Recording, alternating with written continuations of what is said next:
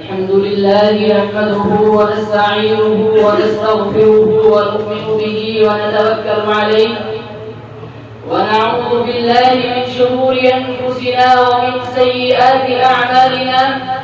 من يهده الله فلا مضل له ومن يضلله فلا هادي له، ونشهد أن لا إله إلا الله وحده لا شريك له ولا نظير له ولا وزير له ولا مشير له ولا معين له، والصلاة والسلام على أشرف الأنبياء والمرسلين وعلى آله وأصحابه الغر الميامين ومن تبعهم بإحسان إلى يوم الدين. أما بعد، قال الله تعالى في كتابه الكريم: إن هذا القرآن يهدي للتي هي أقوم.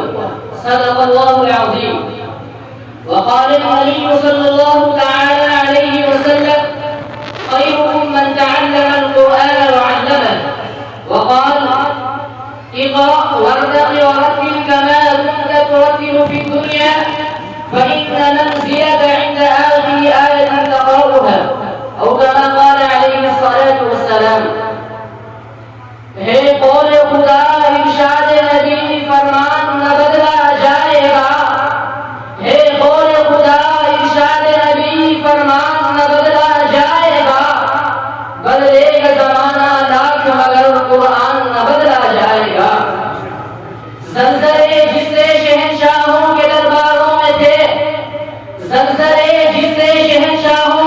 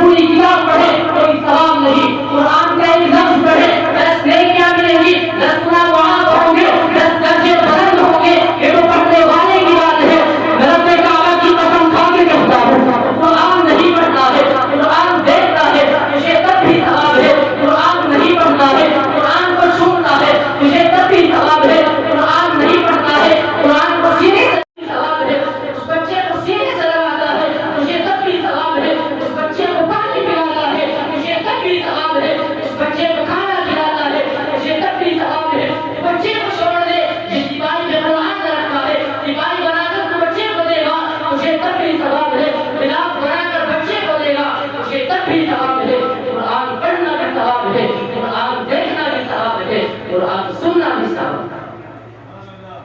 سامعین، یہ قرآن کا اعجاز ہے، یہ قرآن کی شان ہے، قرآن نائب ہے۔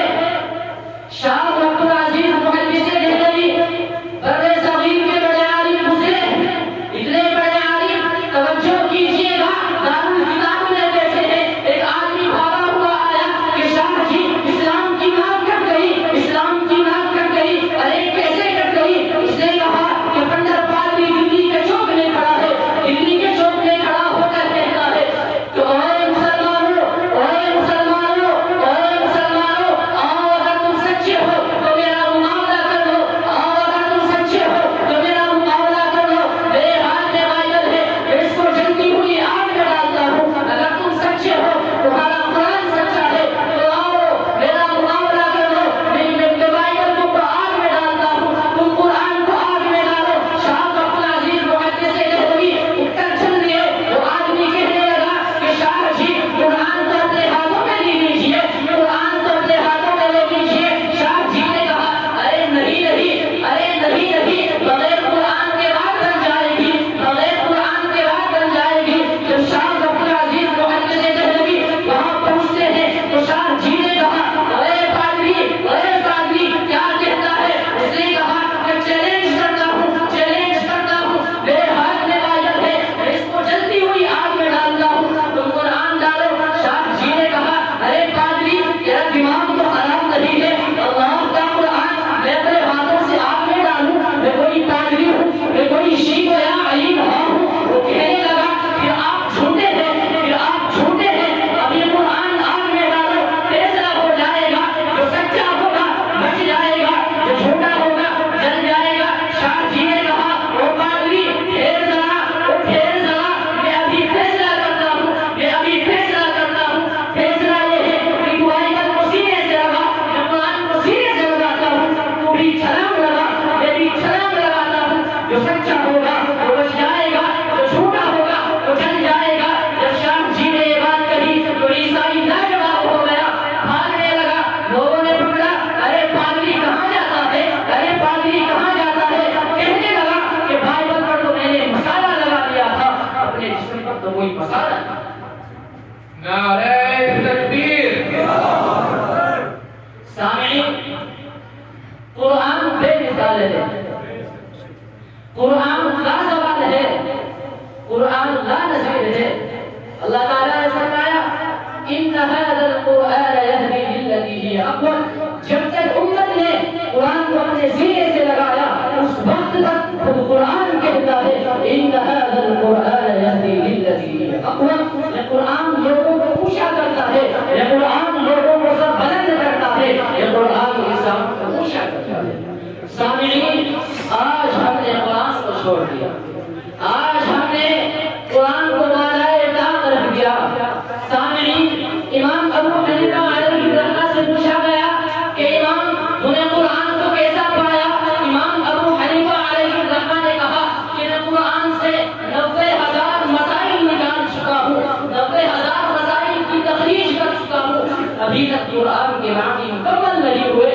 امام احمد بن حنبل نے فرمایا کہ 4 جلدوں پر 1000 مسائل مکمل ہو چکے ہیں، لیکن ابھی تک قرآن کے معنی مکمل نہیں ہوئے۔